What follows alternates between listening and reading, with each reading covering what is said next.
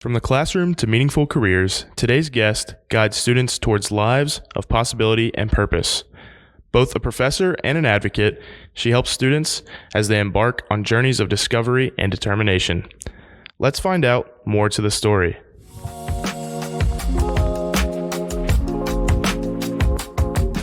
This is More to the Story, a podcast of Thomas More University. We highlight the people of Thomas More, their experiences, aspirations, and how passion meets purpose and drives possibility forward. Join us as we foster conversation and connection, because we know there's always more to the story. Welcome to More to the Story. I'm your host, Michael Weller.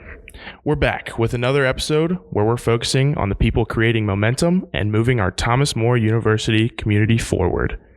We're introducing you to the voices across campus who are inspiring action and who we think you should get to know because they're a driving force on campus. Our guest today is Dr. Cate Sherron. Dr. Cate is the department chair for the Department of Philosophy, Political Science, and Economics.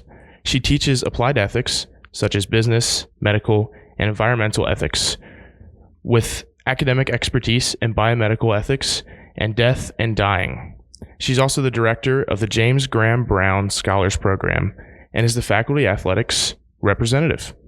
Welcome, Dr. Cate. Thanks for having me. Absolutely. We're super excited. You are one of the top guests on our list. Obviously, you're one of the first guests on this podcast. So we're very excited to have you. So let's jump right into it. Athletics are a very big part of the community here at Thomas More. We have a large percentage of our student body is involved in some sort of sport or anything else that would qualify as athletics, right? So what is your position with that? How does you being the faculty athletics representative help ensure student athlete success? Yeah, that's a great question. So the faculty athletics rep, we call it the FAR. It's a position that's not mandated, but pretty much mandated by the NCAA. Okay. So every NCAA school at each division, D1, D2, D3, has an FAR. And I was just at the FAR association meeting in Indianapolis last week. So the FAR is the bridge between academics and athletics. It's always a faculty person, and it reports directly to the president. So it's supposed to ensure institutional control so that coaches and the athletic department don't run away with the show. And it's the bridge between faculty and coaches. So, that's my role. And we are now officially D2 in the NCAA. That just happened this summer.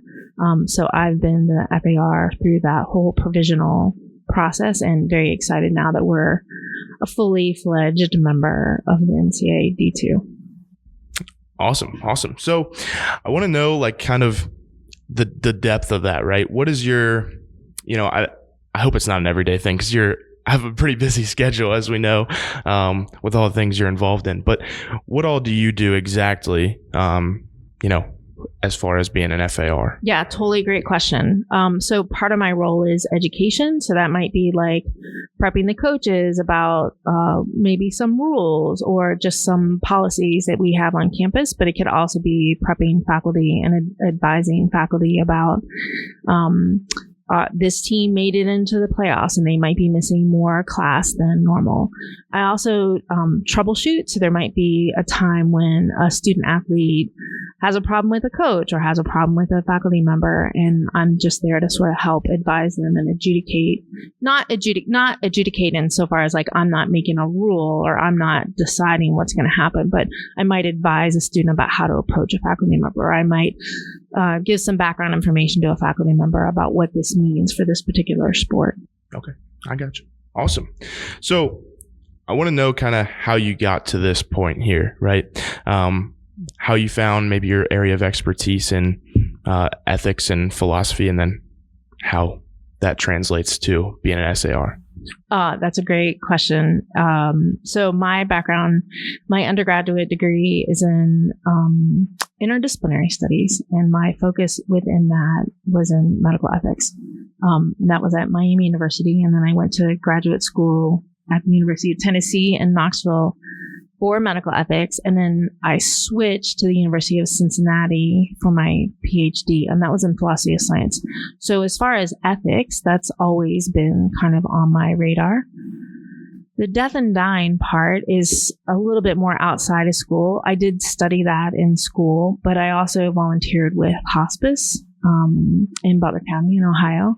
And then I took a break through graduate school. And after working here for a few years, I went back to what was then Hospice of the Bluegrass, is now Bluegrass Care Navigators, and volunteered with patient respite care. So that somebody is in hospice, that means they are not expected to live past 6 months. And sometimes the people that are caring for them just need a break. Like, I just need a break. I need to take a nap, or I need to take a shower, or I need to go somewhere. And so volunteers come in to relieve them of that.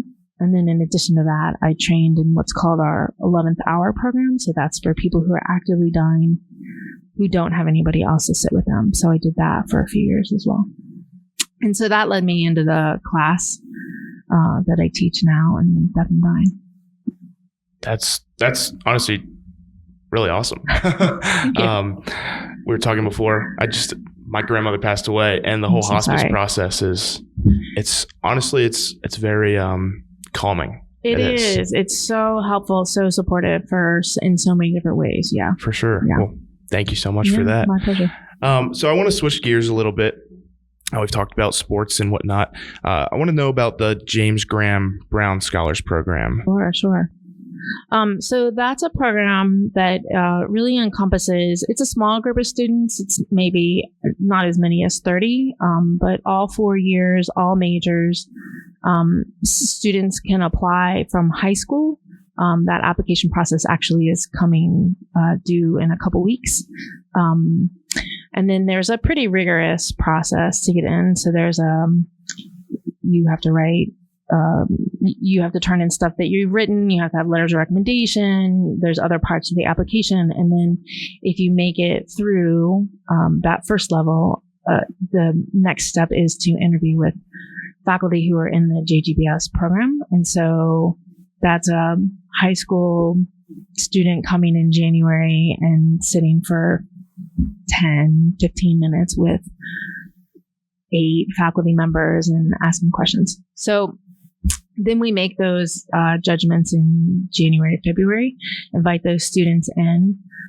Their current students can also enter into the program in the spring, as when they're first years or second years.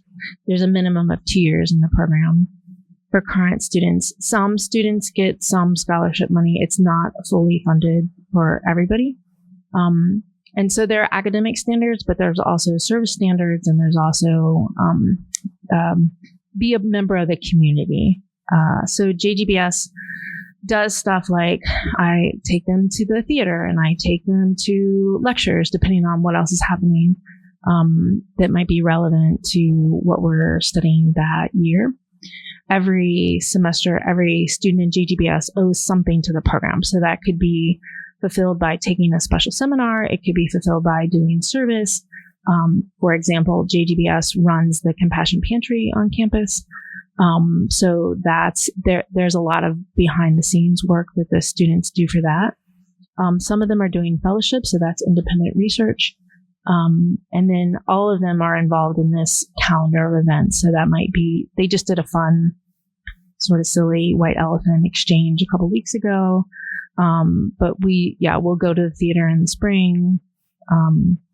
The seminar that they're taking right now is on poverty. And then the seminar that they'll take in the spring is on Ethics Bowl. It'll be taught by my colleague in philosophy, Kelly Swope. And Ethics Bowl is a competition, sort of gaming out ethical dilemmas. So they might compete in that in the spring, depending on how good they are.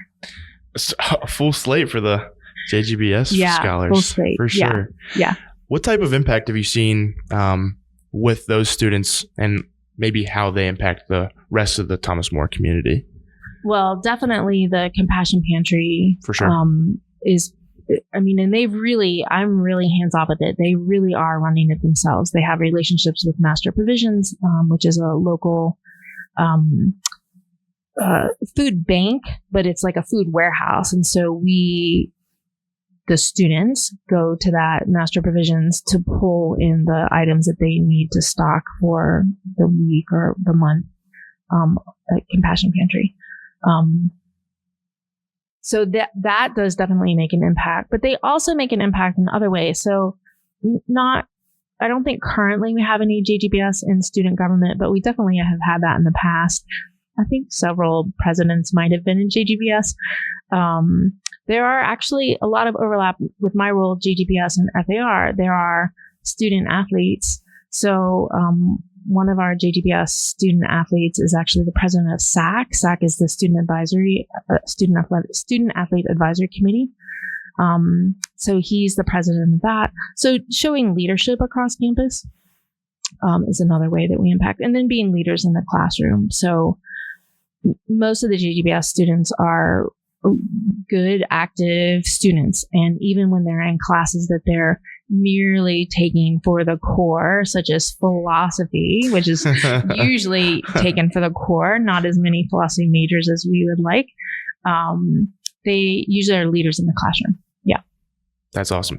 Was that Noah Francis you're talking about? Yeah. That is Sorry, I just had to shout him out. Yeah. He's the man. He's the man. Absolutely.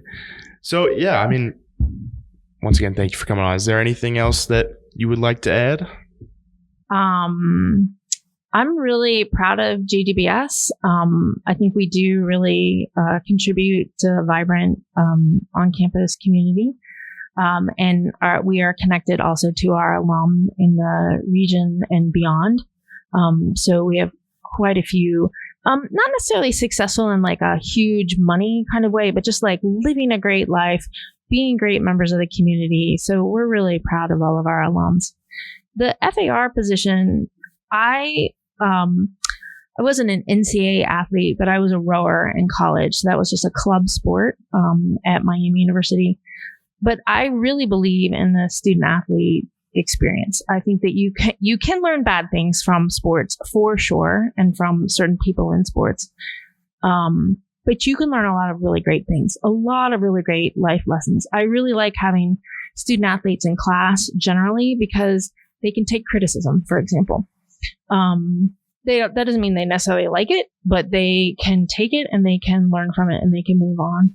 They're reasonably good at time management. They understand that there are some other things that they're getting from sports that are applicable in the classroom. And I really appreciate that. So I really like to support them and like to guide them when they're maybe stepping off the path of wisdom.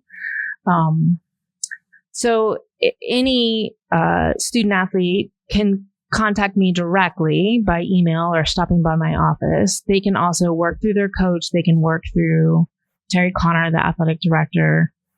They can even work through the president if they needed to, or other people on campus know who I am. So it's fairly easy to contact me, and I'm always happy to see them. For sure.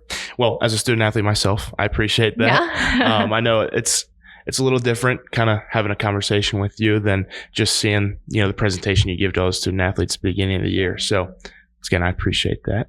But yeah. Well, thank you so much for having me. I really appreciate the opportunity. That's it for today's episode. Please follow along as we look for what's more to the story.